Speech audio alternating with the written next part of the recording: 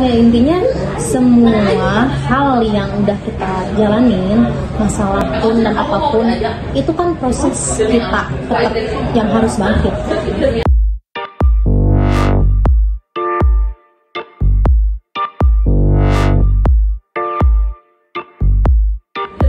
Jadi mau nggak mau ya kita harus kuat karena kan ibarat kita jalan dan hidup itu terus berjalan ke depan. Apa yang bikin Anda itu apa? Down, yang paling down?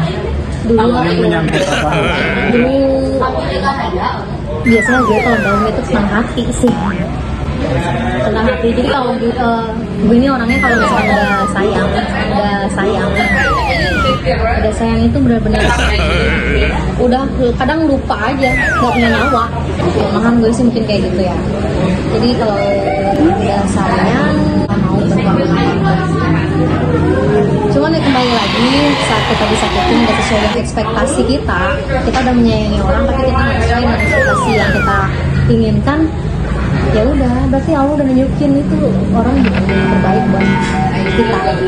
Ya udah tetap berjalan, tetap berbuat baik, tetap harus sayang, tetap harus pokoknya intinya kita itu kalau jalan hubungan tetap kuncinya itu setia dan ketulusan. Terus buat Anda harapan terbesar Anda tuh sekarang lebih ke misalkan mau buat karir atau misalkan harapan terbesar sekarang tuh kayak misalkan yang Anda usahain sekarang tuh buat keluarga atau gimana? Aku anak pertama cewek, satu-satunya juga. Jadi ya memang dari mulai beres sekolah itu udah belajar mandiri sih gitu. Jadi memang cita-cita harapan dari mulai berkarir juga memang ya gue harus sukses membahagiakan keluarga, sukses untuk mencukupi kebutuhan keluarga. Makanya dari mulai jadi SPG dulu kan, jadi mulai dari SPG sampai sekarang ada toko sendiri itu perjalanan yang buat aku sendiri ya. Itu tuh sebuah hasil yang spektakuler. Gila, Ini maksudnya umur yang masih muda gitu. Kebanggaan buat diri sendiri ya, karena maksudnya orang-orang seumuran aku ini, teman-teman aku sendiri ya banyak yang salah jalan kan kayak gitu, banyak yang salah jalan demi buat mencari sebongkah berlian gitu kan. Kalau aku sih ya berusaha cari hal yang positif. Yang ngerugiin orang lain. Yang ngerugiin orang lain ya tentunya nggak boleh ya kita ngerugiin orang lain. Terus sekarang kalau misalkan sampingannya itu di dunia entertain kan itu kalau nyanyi kayak gitu buat aku pribadi bukan hal yang negatif ya, itu kan seni. Ya nggak sih, itu kan seni. Itu kayak aku kan basicnya lebih ke dance, jadi dance dan nyanyi itu ibaratnya sepaket gitu buat aku. Passionnya memang aku di sini sebenarnya, passionnya itu ya, makanya sayang kalau misalnya nggak dilanjutin tuh ya. Ya minta doanya aja semoga lancar semua harapannya. Terus aku mau nanya mengenai toxic relationship. Dari hal pertemanan dulu nih. Kan misalkan ada Toxic relationship itu seperti kayak teman yang toksik yang gitu kan. Terus ada iya nggak sih teman-teman yang toksik gitu? Iya banyak banget. Banyak banget. Jadi gini, cara ngadepinnya gimana tuh orang-orang yang emang kayak gitu? kalau aku Ciri-cirinya kayak gimana sih? Ciri-cirinya teman toksik itu kan yang kadang kalau misalkan bareng kita ya yang cuman pengen enaknya doang, ya nggak sih.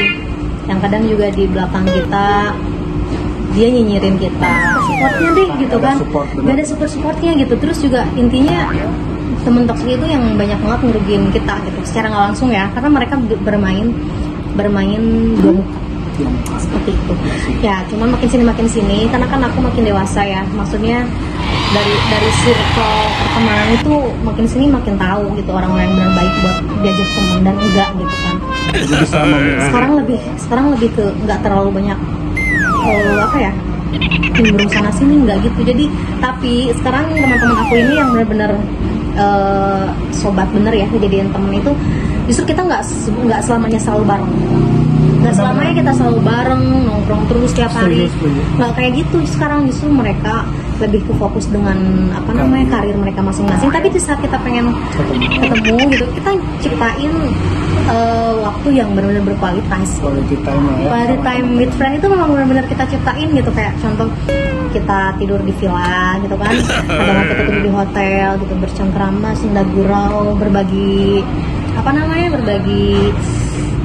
kesenangan ya, bareng-bareng, terus berbagi pengalaman gitu. Jadi memang semua kan temen aku basicnya beda-beda nih, ada yang di Bank BNI ya, rumah sakit.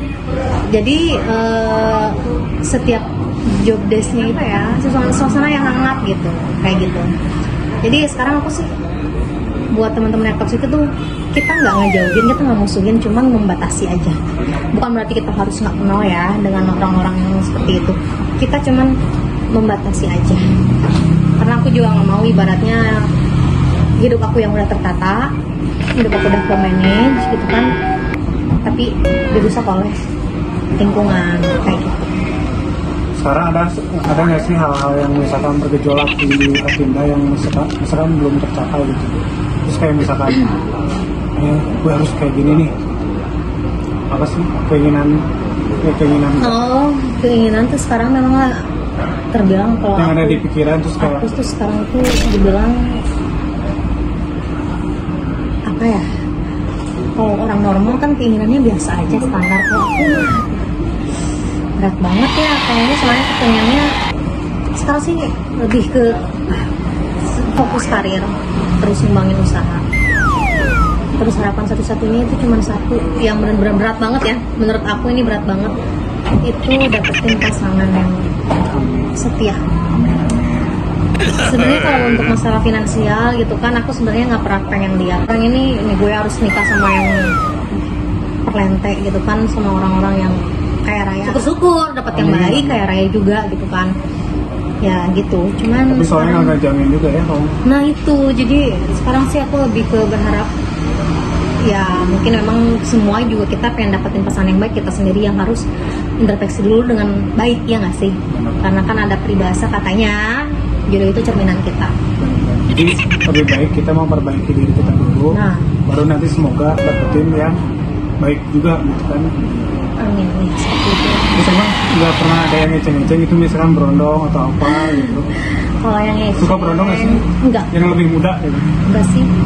Soalnya memang terbiasa dari dulu, memang kalau nggak seumuran itu pasti yang lebih umurnya di atas aku. Karena memang aku orangnya kan ketika orang yang ngerasa bodoh ya. Jadi kalau pengen dapetin pasangan tuh memang cari yang benar-benar jenius, yang pintar. Jadi mereka itu bisa kasih, selain kita pacaran itu kan kita saling simbiosis mutualisme. Jadi simbiosis mutualisme tuh jadi kita saling membutuhkan gitu, ya nggak sih? Jadi kita kalau aku itu nggak lebih ke pacaran itu nggak lihat dari sisi negatifnya.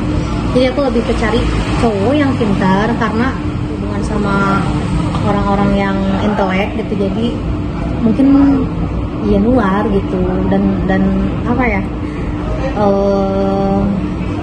aku itu ya itu suka banget sama cowok yang jenius, yang mereka bisa kasih aku ilmu kehidupan, ilmu tentang semua hal lah gitu kan.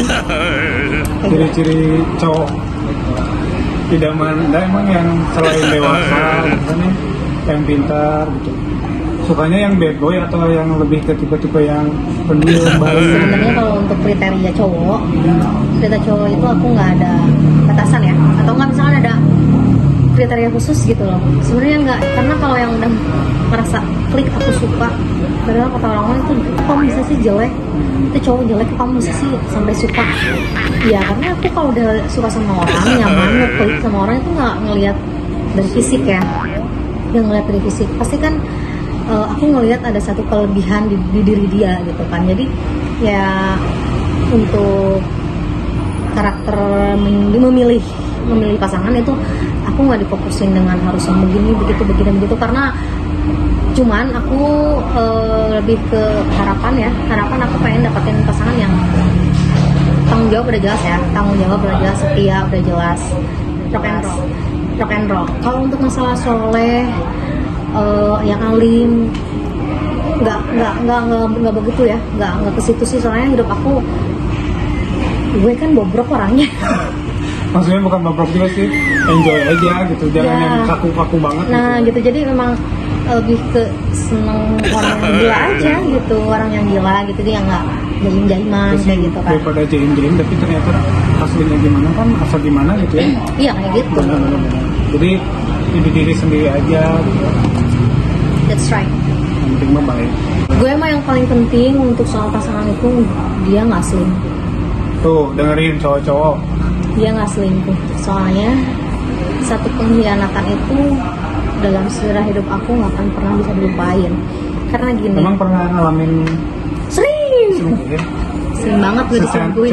Gue nggak ngerti, makanya gue nggak ngerti. Selingkuhin kenapa? Karena andanya terlalu penurut atau kayak gimana?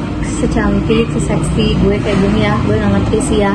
Atau kamu tipe yang bucin kali ya? Bucin banget. Bukan pantesan, jadi dibohongin sama cowoknya. Nah kayak gitu sih. Jadi tapi kan mestinya kalau cowok itu tahu nih tipikal ceweknya yang kayak bucin, yang penurut, yang jadi gini, karena aku kalau udah sayang, oke, lo pengen gue kayak gimana gue ikutin gitu kan. Selama itu baik. Emang zodiaknya apa? Libra. Oh pantesan. Saat gue mulai sayang, mendalami itu seseorang, saat dikhianatin pun udah gak ada harapan. Karena menurut gue pengorbanan, ketulusan dan lain-lain itu berharga, mahal, nggak bisa dibayar. Dan pengorbanan yang udah gue kasih itu kesetiaan, kasih sayang, itu nggak bisa dibeli dengan uang. Walaupun dia minta maaf, mohon dia kasih aku hadiah apapun, nggak bisa bayar, nggak terbayar gitu kan. Jadi makanya saat gue ngejalanin hubungan, komitmen yang gue pegang, kalau cowok udah nggak bisa konsisten, udah nggak bisa menjaga komitmen, ya udahlah, nggak usah dihadapin. Karena gue sering sakit hati dengan cowok yang begitu. Makanya sekarang lebih apa sih ini? Pasti belum kita. Lebih ke banyak, selektif memilih pasangan. Terus juga memang karena gue zodiak Libra, jadi lebih ke banyak nimbang-nimbang. Sebenarnya kalau dibilang yang suka banyak, tapi kan gue tahu nih orang itu deketin gue karena apa gitu kan. Jadi gue nggak mau, ibaratnya dia deketin, gue mau deketin, ini gue mau, nggak kayak gitu sih. Karena buang-buang waktu sih ya, buang-buang waktu gitu, mending dipakai buat jarang pacaran, jarang pacaran. Jadi kalau memang mau niat benar serius, ya udah. Berarti kalau di Islam itu ada istilah ta'aruf ya, tapi itu Islami banget sih. Cuma maksudnya untuk sekarang ini gue memang setiap jalanin pacaran selalu ingin menjalankan hubungan secara sehat. Jadi yang udah, lu sayang gue, ya udah buktiin, datang ke rumah. Ya sih, kalau serius ya. Kalau serius ya.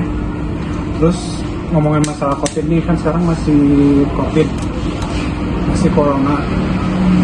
Cara menyikapinya gimana? Secara kan ada toko gitu kan yang harus terus bangkit, dan harus dikembangkan. Itu ngaruh banget nggak sih ke usaha Anda? Ngaruh banget. Terus sempat vakum berapa bulan? Pas corona itu ada nih di kehidupan kita, usaha toko ini tutup waktu itu di kisaran 4 bulanan. 4 bulan kita vakum karena memang aturan ya, nggak boleh buka di mall, setiap mall gitu kan. Itu duit dari mana sih Nda? Usahanya keren banget sih. Udah jadi owner kan? Tahu nggak ya? Keren banget, maksudnya pernah kelimpungan nggak sih? Maksudnya, aduh pusing nih corona tuh, gini cara menyikapinya gimana sih Nda? Masih bertahan nih? Sempat stres nggak sih? Kalau misalkan stres ya jelas ya, semua orang pas dikasih ujian kayak gini, karena kan ini menyangkut dengan usaha. Kita bingung harus kayak gimana nanti kita cari uang gitu kan, menghidupi keluarga gitu. Tapi ya tetap ibaratnya nggak bisa berhenti di sini juga kan, dengan kita nggak boleh kalah dengan keadaan gitu. Jadi mau nggak mau kita terpaksa harus mikir lebih harus kayak gimana ke depannya, ya harus lebih dimanage lagi. yang biasanya memang aku kan tipikal orang yang sebenarnya boros gitu, cuman yang semenjak ada corona ini ya jadi lebih manage duit gitu. Sudah termasuk tulang punggung keluarga nggak sih? Ya, Tulang punggung keluarga. dibilang kayak gitulah ya, soalnya kan